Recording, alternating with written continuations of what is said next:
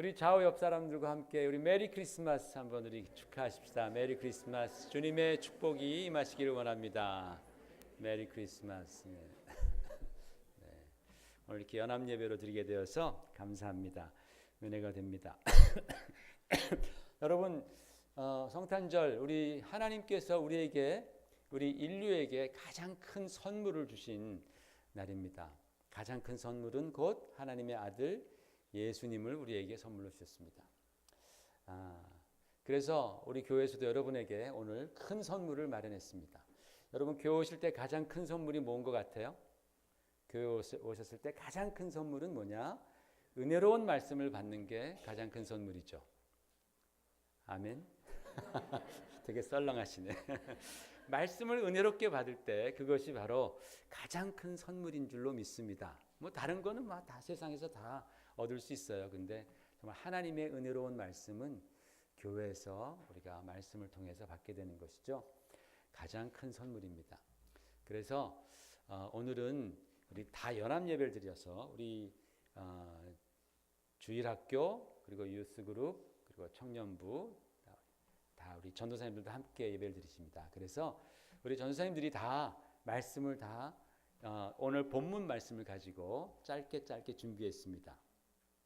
어떤 때 여러분이 이렇게 제가 말씀을 전할 때 잘 이렇게 말씀이 잘 안 들어올 때도 있죠, 그죠? 그럴 때 다른 분이 말씀을 전하면 또 굉장히 쏙쏙 귀에 잘 들어오고 마음에 은혜가 될 때도 있습니다. 그러니까 오늘 네 사람이 말씀을 전하는 거예요. 그러니까 그 네 중에 한 사람만 잘 걸리면 그럼 은혜 받는 겁니다, 여러분. 네 분 말씀을 다 은혜 받으면 그러면 좋지만 혹시 못 그런다 할지라도 그 중에 한두 분만 은혜 받아도 여러분에게 주신 말씀을 탁 들어도 큰 은혜가 될 줄로 믿습니다. 오늘 그렇게 말씀을 증거하실 때 여러분 큰 은혜 받으시고 여러분 마음 가운데 정말 주님의 그 영광과 사랑이 임하기를 축원을 드립니다. 우리 먼저 정채연 전도사님께서 나와서 말씀을 전해 주시겠습니다.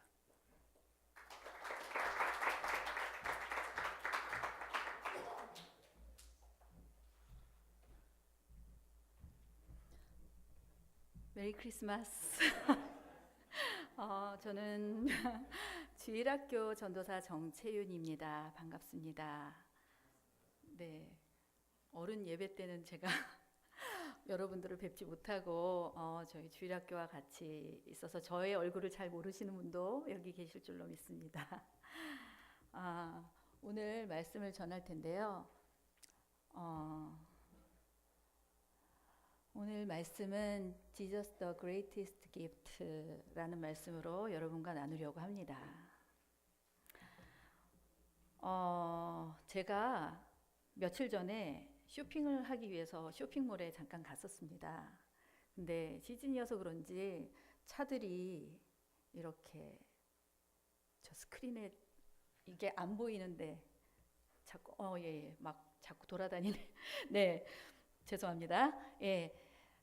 쇼핑을 하기 위해서 제가 쇼핑몰에 잠깐 갔었는데요. 시즌이어서 그런지 이 주차할 공간이 없어서 제가 한참을 돌다가 어렵게 주차를 하고 쇼핑을 했습니다. 근데 저는 결국 평소보다 먼데 주차를 하고 걸어와야 했죠. 근데 제가 최근에 살 게 있어서 쇼핑몰을 두세 번 갔는데 갈 때마다 제가 사고픈 제품이 없었습니다. 그래서 이번 기회에 꼭 그것을 사야 될 텐데 하고 또 방문을 했던 거예요. 그리고 나서 제가 쇼핑몰에 갔을 때 그 제품이 없겠지 하고 갔는데 그 제품이 딱 하나가 있는 거예요, 거기에. 그래서 그게 아주 구석지고 잘 보이지 않는 곳에 그게 숨어져 있었는데 저는 그것을 딱 한눈에 알아봤습니다. 제가 원하는 것이었고 제게 필요한 것이었기 때문에 저는 그 제품을 향해 쭉 걸어가게 됐습니다. 마치 동방 박사가 반짝이는 별빛을 보고 동방에서 예루살렘까지 이끌려 온 것처럼요. 2장 2절에서 보면은 유대인의 왕으로 나신 이가 어디 계시냐 이런 말씀이 있는데 동방 박사들은 유대인의 왕이라며 예수님의 메시아 되심을 고백하고 있었습니다. 이방인이었던 동방 박사였는데요. 흩어져 있던 유대인들을 통해서 그리스도에 대해서 많이 들었습니다. 그리고 그 그리스도에 대해서 알게 되었습니다. 동방 박사들은 누구를 따라야 할지를 잘 알고 있었습니다. 보잘것없어 보이는 한 아기의 탄생을 듣는 것만으로 메시아의 탄생으로 믿고 따른 것입니다. 방금 말씀드렸듯이 동방 박사들의 신앙은 보이지 않는 메시아의 이야기를 듣는 것만으로도 믿음으로 바라보는 결단의 신앙이었습니다. 그들은 별을 보고 왕의 나심을 믿었고 초라한 말 구유에서 태어난 아기 예수님만을 보고도 메시아임을 한눈에 알아본 것입니다. 다시 그 쇼핑센터 이야기로 돌아가서 제가 그 제품을 사긴 샀는데 사고 너무너무 기뻤습니다. 근데 체크아웃 라인으로 갔더니 그 체크아웃 라인이 한 1마일 정도 있는 거예요. 네, 그래서 저는 그 라인을 기다려야 되나 말아야 되나. 저는 원래 사람 많은 곳을 싫어해요. 사람 많은 곳에서 또 그것도 서서 오랜 시간을 서 있어야 되는 것을 정말 싫어합니다. 그래서 저는 이것을 사지 말고 그냥 갈까도 생각을 했지만 저는 꿋꿋이 기다렸습니다. 왜냐하면은 그것은 지금 사지 않으면 제가 다시는 살 수 없을 소중한 물건이었기 때문입니다. 라인이 길고 오래 걸릴 것인 거를 알지만 저는 꿋꿋이 기다려서 결국엔 샀습니다. 네, 무언가를 소중한 것을 얻으려면 기다려야 합니다. 기다리는 사람과 기다리지 못하는 사람. 정말 원하고 필요한 것을 얻으려는 사람은 기다립니다. 하지만 그 가치를 모르는 사람은 기다릴 수가 없습니다. 우리는 그 가치를 알기 때문에 다시 오실 예수 그리스도를 기다리는 것입니다. 근데 중요한 것은 어떻게 기다릴 것인가입니다. 두고 보자는 식으로 기다릴 것인가? 아니면 우리가 예수님의 탄생을 축하하며 기다린 동방 박사들처럼 기다릴 것입니까? 오늘은 성탄절, 예수 그리스도의 탄생을 축하하며 다시 오실 예수 그리스도를 기쁨으로 기다리는 성도들이 되시기 바랍니다. 예수님은 우리에게 기쁨을 주시기 위해 오셨습니다. 그리고 예수님은 우리를 영원한 기쁨으로 인도하실 것입니다. 아멘.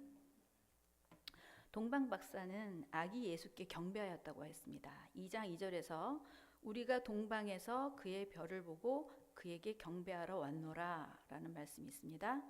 동방 박사들은 그 먼 길을 찾아와 아기 예수님께 왕의 예의를 갖추었습니다. 구약의 메시아의 예언을 잘 알고 있었던 유대인들은 예수님을 몰라봤습니다. 하지만 동방 박사는 오히려 예수님을 찾아와 경배하고 영광을 돌렸다고 하였습니다. 지난주 목사님 설교 때 말씀하신 진리는 나의 빛, 베리타스 룩스메아를 기억하시죠?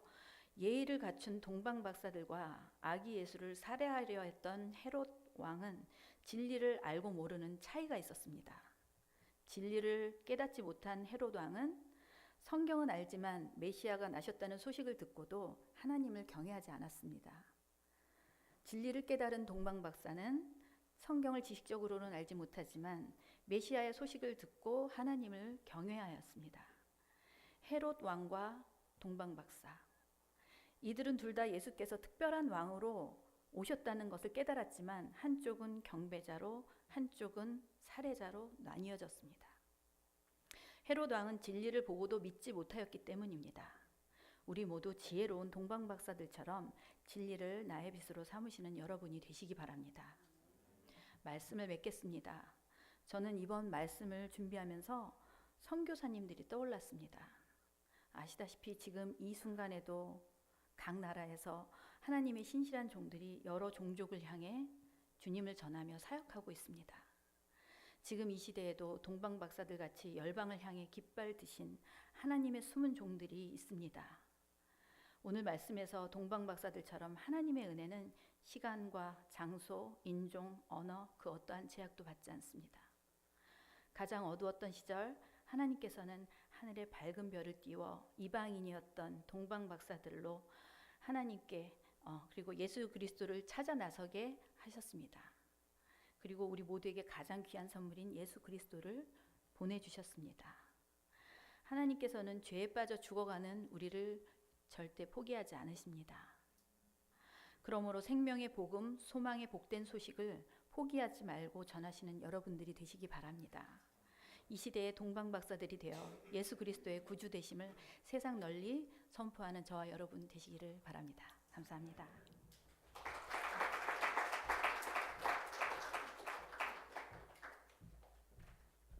할렐루야.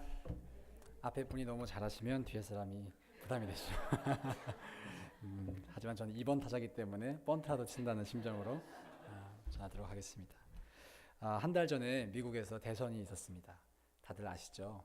그 대선 때문에 많은 언론의 관심이 집중됐었고 또 대선이 끝난 이후에도 당선자를 두고 말이 참 많았습니다. 그런 모습을 보면서 한 나라의 지도자를 뽑는다는 것이 얼마나 중요한 일인지 다시 한번 새삼스럽게 느꼈습니다. 또 지금 저희 조국 대한민국에서도 여러 가지 정치적인 어려움이 있습니다. 그 사실을 보면서도 저는 정말 그 지도자 한 사람, 그 한 사람이 얼마나 중요한 사람인가 다시 한번 느끼고 있습니다. 하물며 예수님이 계실 때, 예수님이 태어나셨을 때 그 시대에는 왕의 권력이 지금의 대통령과는 비교가 안 될 정도로 참 높았습니다. 그래서 누가 왕이 될 것이냐가 엄청나게 중요한 이슈였을 것입니다. 오늘 저희는 본문에서 예수님께서 유대인의 왕으로 오셨다라는 사실을 확인할 수가 있습니다. 하지만 동시에 유대인으로 왕으로 오신 그 예수님을 두고 많은 소란스러운 일이 일어나고 있다는 것을 또한 볼 수가 있습니다. 먼저 헤롯은 자신의 왕위가 흔들릴 것을 걱정하였고 또 당시 이스라엘 백성들이 소동하였다라고 기록을 하고 있습니다. 당시 이스라엘 백성들이 기대하던 메시아상은 정치적인 리더였습니다. 로마에 의해서 식민 통치를 받고 있었고 또 헤롯도 자기들이 마음에 들지 않았기 때문에 누군가 새로운 리더가 나타나서 새로운 왕국을 건설해 주기를 기다리고 있었습니다. 그래서 사람들은 예수님께서 그런 일을 하실 것이다 라고 기대를 하고 있었죠. 하지만 저희가 잘 아는 것처럼 예수님은 그와는 다른 일을 하셨습니다. 그분은 낮은 자들을 찾아가셨고 또 사랑의 모범을 보이셨습니다. 제가 이제 예수님 본인이 사명을 인식하시는 그 성경 구절을 함께 읽기를 원하는데요. 제가 읽겠습니다. 주의 성령이 내게 임하셨으니 이는 가난한 자에게 복음을 전하게 하시려고 내게 기름을 부으시고 나를 보내사 포로된 자에게 자유를 눈먼 자에게 다시 보게 함을 전파하며 눌린 자를 자유롭게 하고 주의 은혜의 해를 전파하게 하려 하심이라 하였더라. 예수님이 이처럼 가난한 자, 또 포로된 자, 또 눈먼 자, 그리고 눌린 자에게 다가가셨던 것입니다. 헤롯이 기대했던 정치적인 왕이 되려면 예수님은 힘 있는 자에게 가셨어야 할 것입니다. 내게 한 표 주십시오. 나를 도와달라. 그렇게 했어야 하셨겠죠. 하지만 예수님 그러시지 않았습니다. 오히려 상처받고 소외되고 가슴 아프고 정말 도움이 필요한 자들에게 다가가셔서 그들에게 기쁜 소식을 전해주셨던 것입니다. 이 예수님이 여러분과 저의 왕으로 오셨습니다. 하지만 그 당시 많은 사람들은 그 예수님을 왕으로 영접하지 않았습니다. 그래서 성경에서는 예수께서 자기 땅에 오셨음에 자기 백성이 영접지 아니하였더라라고 말씀하고 있습니다. 그러나 우리 모두는 그 예수님을 왕으로 영접하시는 저와 여러분 되기를 원합니다. 항상 제가 군대에 있을 때 이 시즌이 되면 이제 인사 이동이 있었습니다. 그 중에 이제 가장 관심이 많이 가는 인사 이동 중에 하나가 장군 인사였습니다. 부대에 누가 부대장으로 오는가가 부대원 전체들의 큰 관심을 받았습니다. 그래서 누군가 장군이 오신다라고 확정이 되면 그 밑에 이제 대령분들, 중령분들 다 모여서 머리 싸매고 회의를 하시더라고요. 저 장군은 성향이 이러니까 이렇게 해야 돼. 저번 부대에서 이렇게 했다가 죽 쓴 사람 있대. 진급 안 됐대. 잘하자. 저는 그때 장군을 모시는 부관이었기 때문에 미리 전 부대에 전화를 해서 첩보를 얻고 장군분이 좋아하시는 과자와 음료수를 꽉꽉 채워넣는 그런 역할을 했습니다. 그분 탁 오셔서 싹 웃으시더라고요. 그 다음에 됐다. 어떤 한 부대장이 그 부대에 미치는 영향력이 대단하기 때문에 그만큼 신경을 썼던 것이죠. 신기한 것은 제가 군생활 하면서 지휘관이 3번을 바뀌는 것을 보았습니다. 3차례, 3분이나 다른 분을 보았습니다. 근데 그럴 때마다 그 부대는 같은 부대이고 위치도 똑같고 임무도 똑같고 사명도 똑같고 해야 하는 업무도 똑같은데 다른 부대장이 올 때마다 전혀 부대의 분위기가 완전히 달라지더라고요. 참 신기했습니다. 누가 그 주도권을 잡느냐, 누가 왕으로 오느냐에 따라서 그 부대의 분위기가 완전히 달라졌습니다. 자, 그렇다면 여러분에게 묻고 싶습니다. 여러분의 인생의 왕은 누구십니까? 여러분 같은 나라는 사람, 변하지 않는 나라는 사람 여기 서 있지만 나의 인생의 왕이 누가 되느냐에 따라서 여러분의 인생의 방향과 내용은 확연히 달라질 것입니다. 예수님을 왕으로 모신다면 예수님의 통치가 우리의 삶에 이루어지는 것입니다. 그분의 천국이 우리의 삶의 시작이 되는 것입니다. 많은 분들이 천국 하면 죽어서 가는 곳이라고 생각합니다. 죽어서 가겠죠? 아멘. 갈 거라고 믿습니다. 그러나 예수님이 이 땅에 오셔서 하나님의 나라가 이미 임했다라고 말씀하셨습니다. 너희 안에 임했다라고 말씀하셨습니다. 그 말씀은 우리가 지금 천국을 경험하며 살아갈 수 있다라는 것입니다. 언제? 예수님을 왕으로 모실 때. 저의 부끄러운 고백을 한 가지 하고자 하는데요. 저는 이제 제 밑에 동생이 한 명 있습니다. 4살 차이 여동생이 한 명 있는데 제가 태어났을 때 어머니께서 4번 정도 유산하셨고 그 다음 제가 나왔습니다. 제가 귀둥이였죠. 귀둥이. 귀한 아들. 엄청 저를 사랑해 주셨고 정말 모든 것을 헌신하셨고 투자해 주셨습니다. 제가 그것을 은혜로 받고 이렇게 개념 있게 행동했어야 됐는데 너무나 마음속에 교만함도 있었고 제가 최고인 줄로 착각을 했습니다. 그래서 제 동생이 상대적으로 피해를 많이 봤습니다. 저에게 맞은 적도 있고 언어 폭력 당한 적도 있고 아마 많이 스트레스를 받았을 거예요. 하지만 저는 그것이 당연한 줄 알았고 또 어려서부터 교회를 나갔지만 정말 예수님을 인격적으로 만났던 것은 대학교에 들어가서였습니다. 그때 대학교에 들어가서 예수님 만나고 예수님의 통치가 제 안에 이루어졌을 때 제가 저희 동생에게 무릎을 꿇고 울면서 용서를 구했습니다. 정말 꺼이꺼이 울면서 이러면서 미안해. 동생도 괜찮아. 저희 가정 안에 하나님의 나라가 임했던 순간이었습니다. 예수님이 아니었다면 저희 가정에 그런 용서와 사랑이 이루어지기는 어려웠을 것입니다. 예수님을 왕으로 모신 자, 그 인생 안에 하나님의 천국이 임할 것임을 믿습니다. 이런 경험을 우리 모두 하기를 원합니다. 오늘 제가 여기서 말씀을 원래 끝나려고 했는데 아침에 탁 일어나서 보니까 친한 친구가 페이스북에 글을 올렸더라고요. 그래서 함께 나누고 싶은데요.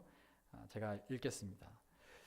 주님을 만난 후 어떤 고난도 두렵지 않다 했었는데 엄마가 되고 나서 딱 하나 내 아이들만은 고난받지 않았으면 하는 마음, 이 아이들의 인생이 순탄했으면 좋겠다는 마음, 슬픔이 많이 없었으면, 다치지 않았으면, 상처받는 일이 적었으면, 나는 정말 괜찮지만 내 아이들만은 고난이 없었으면 하는 엄마로서의 간절한 마음이 든다.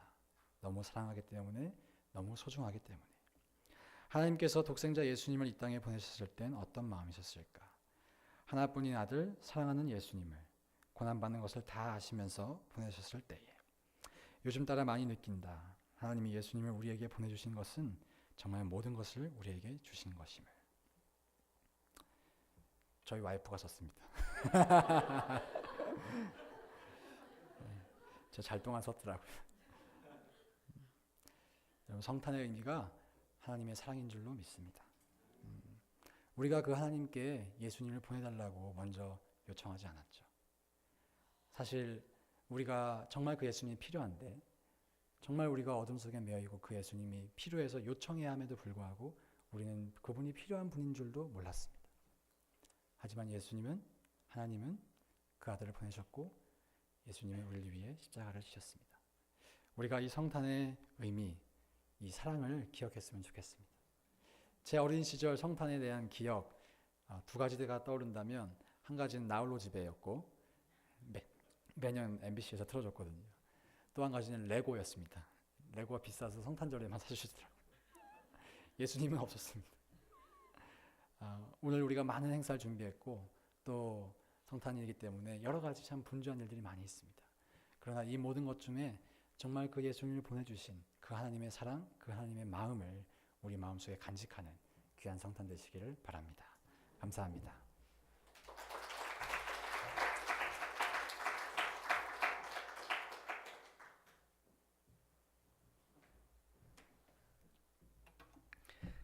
메리 크리스마스. 네. 네, 저는 청년부 전도사를 맡고 있는 김성근 전도사라고 합니다. 네, 저는 한국에서 온 지 얼마 안 됐어요. 제 고향 얘기를 먼저 짧게 시작하려고 하는데요. 저는 부산 영도에서 태어났습니다. 제 말투 때문에 부산에서 왔다고 상상하지 못하시는 분들이 있는데 확실한 부산 사람입니다. 제가 그 영도에서 태어났는데 어디 가서 부산에서도 영도에서 왔다고 하면 참 많이 무시를 합니다. 영도가 부산에서 가장 못 사는 동네거든요. 그래서 거기 친구들한테 영도에서 왔어 이렇게 얘기를 하면 친구들이 물어보는 게 거기 맥도날드 있어? 이런 거 물어요. 그리고 또 물어보는 게 저희 영도가 섬이에요. 부산에 딸려 있는 섬인데 다리가 있습니다. 그래서 태풍이 불면 다리가 무너져서 너네 육지로 나오지 못하냐 이런 질문들을 해요. 그만큼 낙후된 지역이 제가 태어난 영도였습니다. 제가 고등학교 때 전학을 가게 됐어요. 그래서 대연 동으로 전학을 갔는데 대연동은 부산에서 가장 잘 사는 동네였어요. 그래서 대연 고등학교로 갔는데 친구들이 처음에 질문을 하더라고요. 너 어느 동네에서 왔니? 그래서 영도에서 왔어. 그렇게 얘기를 했더니 영도 촌놈이다 그러는 거예요. 그래서 그때부터 제 별명이 영도 촌놈이 됐습니다. 그래서 고등학교 2년 동안 제 별명이 영도 촌놈이었는데 친구들이 이제 장난을 치다가 보통 이 별명들을 사물함에다가 적어놔요. 제 별명을 사물함에다 적은 거예요. 그래서 영도 촌놈 이렇게 적었습니다. 그리고 우리가 적고 나서 아차 싶었습니다. 우리 매직으로 적어서 지울 수가 없는데 생각해 보니까 저희 담임 선생님 성함이 김영도였어요. 그래가지고 큰일 났다. 우리가 장난으로 썼는데 이거 어떡하나. 네, 결국에 담임 선생님께서 보셨고 저는 심판을 당했습니다. 그만큼 이 영도라는 곳이 저희 부산에서는 가장 멸시받는 그런 곳이었는데 제가 영도에서 대연동 대연고등학교를 가서 영도 촌놈이 됐는데 이제 이 부산을 떠나서 공부를 마치고 서울에 갔더니 부산 촌놈이라 그러더라고요. 그래서 여기 서울에서 한 10년을 공부를 하고 이제 미국으로 왔는데 한국 촌놈이 됐어요. 계속 저는 촌놈 인생을 살아가고 있어요. 그런데 이 베들레헴에서 나신 이 예수님이 바로 촌놈 정말 오리지널 하신 촌놈이셨어요. 사실 베들레헴이라는 도시가 여기서 2장 6절에서 결코 작지 않다라고 얘기를 했는데 거꾸로 말하면 너무나 작았기 때문에 주변에서 하나님께서 결코 너는 작지 않아라고 위로해 주시는 말씀이에요. 왜 작냐고 말씀하시냐면 실제로 크기가 작았어요. 베들레헴이 옆에 예루살렘과 한 10km 정도 떨어진 도시였는데 예루살렘은 거대한 도시였습니다. 그에 비하면 베들레헴은 너무나 작은 도시인 거죠. 그런데 이 베들레헴이 영적으로는 결코 작은 도시가 아니었습니다. 왜냐하면 이 베들레헴에서 여러분이 잘 아시는 다윗 왕이 태어난 곳입니다. 이 베들레헴에서 다윗의 아버지 이새도 계셨고 다윗 왕의 증조 할아버지, 증조 할머니인 보아스와 룻도 이 베들레헴 사람입니다. 작은 도시이지만 영적으로 작은 곳은 절코 아니었습니다. 이사야서 53장에 메시아에 대한 예언들을 하면서 이렇게 얘기를 하고 있습니다. 사람이 보기에 흠모할 아름다운 것이 하나도 없다라고 그렇게 예언을 하였습니다. 예수님께서 이 땅에 오실 때 정말 가난한 모습으로 오셨어요. 정말 가진 것 없는 모습으로 오셨고 가장 낮은 베들레헴으로 오셨어요. 정말 겸손의 왕으로 이 땅에 오셨습니다. 근데 이 예수님께서 그럼에도 불구하고 우리가 찬송하고 영광을 돌리는 그 이유는 예수님께서 오신 그 목적을, 그 사명을 끝까지 담당하시고 십자가에 달려 돌아가시고 부활하셨기 때문입니다. 예수님께서 우리를 위해서 그 모든 것들을 다 버리시고 베들레헴 가장 낮은 곳으로 오셨습니다. 여기 계신 우리들도 하나님으로 받은 사명이 있는 줄로 믿습니다. 그 사명이 크든 작든 어떠한 곳에 있든 하나님께서 주신 그 사명을 이루시는 그 분이 계시다면 예수님으로부터 위로받으시기를 축원드립니다. 예수님께서 먼저 그 가장 낮은 곳에서 그 사명의 길을 감당하셨습니다. 우리 큰사랑 교회 성도 여러분들도 어떠한 상황에서도 본인의 사명을 끝까지 지켜나가시는 그런 성도분들 됐으면 좋겠습니다.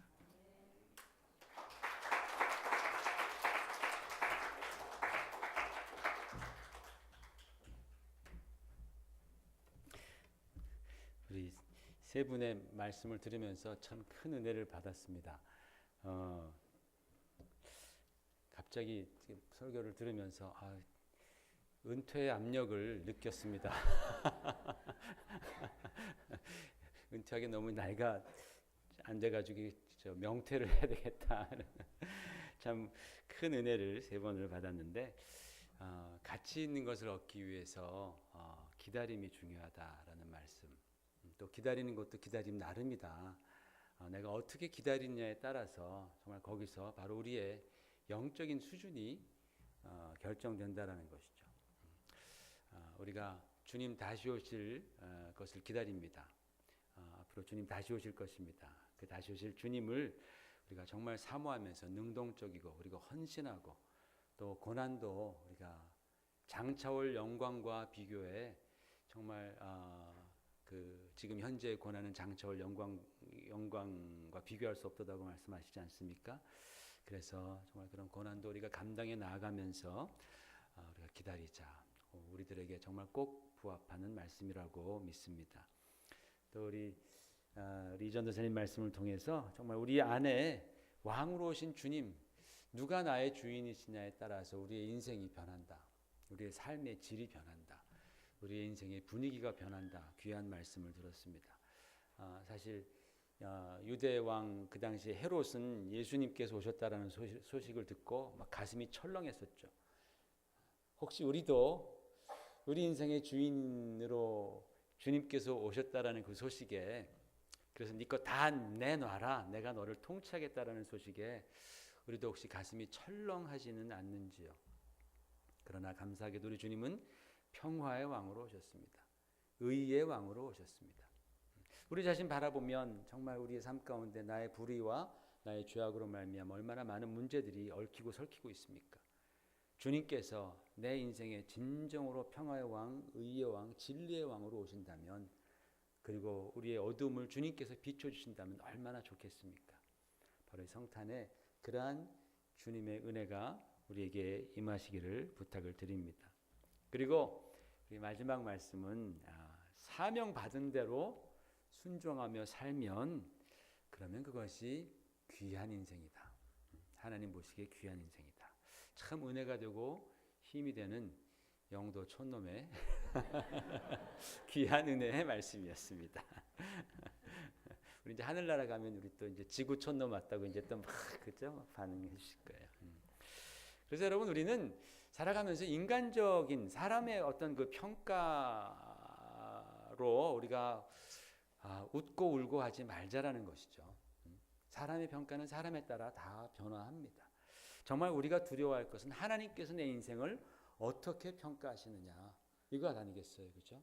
정말 내가 하나님으로부터 받은 그 사명을 잘 감당하다가 주님 앞에 섰느냐, 그럴 때 하나님께서 나를 어떻게 평가하실까, 바로 여기에 우리는 우리의 온 소망을 두어야 할 줄로 믿습니다. 세상에 소망이 없습니다. 정말 내가 성공했다 할지라도 그 성공한 사람들의 삶 가운데 소망이 있습니까? 허무할 뿐입니다. 정말 우리의 소망은 오직 주 예수 그리스도. 그러므로 그분의 평가 앞에서 우리가 정말 잘했다 칭찬받는 여러분 될 수 있도록 사명에 정말 사명 잘 감당하시는 여러분 되시기를 부탁을 드립니다. 귀한 말씀이었습니다. 오늘 들었던 말씀들이 다 정말 은혜롭고 기도와 그리고 또 깊은 연구와 그리고 묵상이 뒷받침되어 준 그런 귀한 말씀이었습니다. 아까 우리 이상원 전사님 2번 타자 번트만 돼도 된다 그랬는데 4번 타자는 주로 홈런 아니면 스윙아웃이더라고요. 주로 4번 타자가 스윙아웃이 제일 많더라고요. 제가 결론을 내야 되는데 아주 참 어떻게 해야 되나 부담이 됩니다. 그래서 여러분에게 또 은혜를 끼치는 것은 짧게 하는 것이 은혜겠다 싶어서 짧게 하려고 합니다. 제가 드리고 싶은 말씀 결론은 12절의 말씀입니다. 마지막 절 말씀인데 이렇게 되어 있습니다.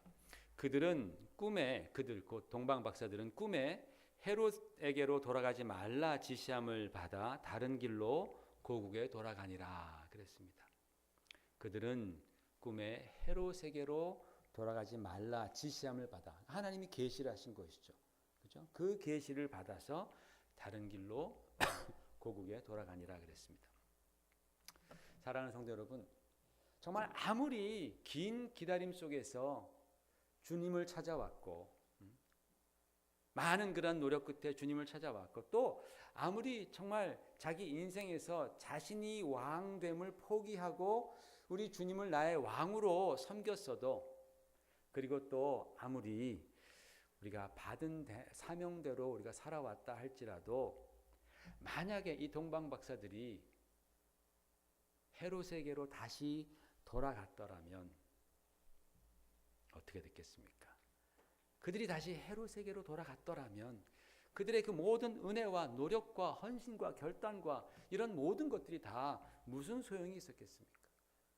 다 물거품이 되는 것이다. 그냥 나띵으로 돌아가는 것이죠. 동방 박사들이 헤롯의 거짓에 속아서 헤롯에게 가서 엎드려서 예수님 계신 곳을 다 고해 바쳤더라면 아마 마태복음은 2장으로 끝났을 것입니다. 3장, 5장 그 이후에 사도행전, 교회의 탄생 그리고 사도 바울이 남겼던 그런 수많은 그런 성경들 하나도 남지 않고 마태복음은 2장에서 딱 끝나버리고 우리도 절망 가운데에 여전히 살아갈 것입니다. 그러나 감사하게도 동방 박사들은 다시 그들이 헤롯에게로 돌아가지 말라라는 하나님의 계시를 받았고 그 계시를 따라 그들은 하나님이 인도하시는 다른 길로 갔다라는 것이에요. 여기에 놀라운 은혜가 있는 것 아니겠습니까? 그들이 처음에는 자연현상인 그런 빛을 보고 따라왔지만 예수 그리스도를 경배하고 만난 이후에는 그들은 하나님의 계시의 말씀을 따라가는 사람들이 되었다라는 거예요.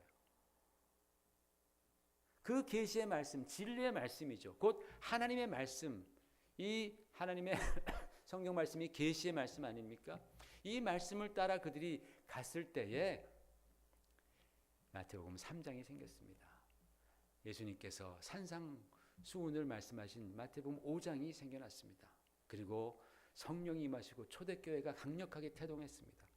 그리고 오늘날 이렇게 우리가 믿음 가운데에 주 예수 그리스도를 우리의 구세주로 영접하고 2016년 성탄절 예배를 드리고 있는 것입니다. 그러므로 사랑하는 성도 여러분, 이제 예수 그리스도께서 우리의 구원자로 오셨습니다. 우리의 빛으로 오셨습니다. 그분이 우리의 왕으로 오셨음을 우리가 알았으니 이제 우리는 다시는 헤롯과 같은 세상으로 돌아가지 마십시다. 우리가 세상으로 돌아가는 것을 하나님은 원치 아니하십니다. 세상은 계속해서 갖은 사탕발림과 갖은 유혹과 갖은 그런 위협을 다 통해서 우리로 하여금 진리 되신 예수님으로부터 벗어나게끔 자꾸만 유혹하죠. 우리가 그 유혹에 속으면 안 된다는 거예요. 우리는 하나님 말씀을 따라서 이제는 우리가 예수님을 만났으니 이제는 하나님의 계시의 말씀을 따라서 우리가 하나님의 인도함 받을 때에 우리는 진리의 빛 되신 주님께로 온전히 인도함을 받을 줄로 믿습니다. 2016년 성탄절입니다. 기쁘고 즐겁고 소망이 넘치는 성탄절입니다. 드디어 이제 우리가 기다렸던 이제 예수님을 상징하는 저 가운데에 큰 촛불이 켜졌습니다. 우리 주님께서 여러분의 구원자로 우리들의 빛으로 오셨습니다. 이제 우리 주님께 우리가 더 나아가십시다. 주님 우리를 사랑하십니다. 우리의 이 모습 이대로를 사랑하신다고 성경은 우리에게 계속해서 말씀하고 있습니다. 우리가 정말 오늘 빛 되신 주님께로 우리가 달려가십시다. 그래서 예수 그리스도의 빛이 우리 어두운 마음을 비춰서 어두움을 몰아내고 또 얼어붙은 마음을 녹이고 하나님의 사랑과 소망과 그리고 은혜로 가득 채우시는 성탄절 되시기를 주의 이름으로 축원을 드립니다. 같이 기도하겠습니다. 할렐루야. 하나님 아버지 은혜를 감사합니다. 오늘 성탄절 맞이해서 우리 사랑하는 교육자들 함께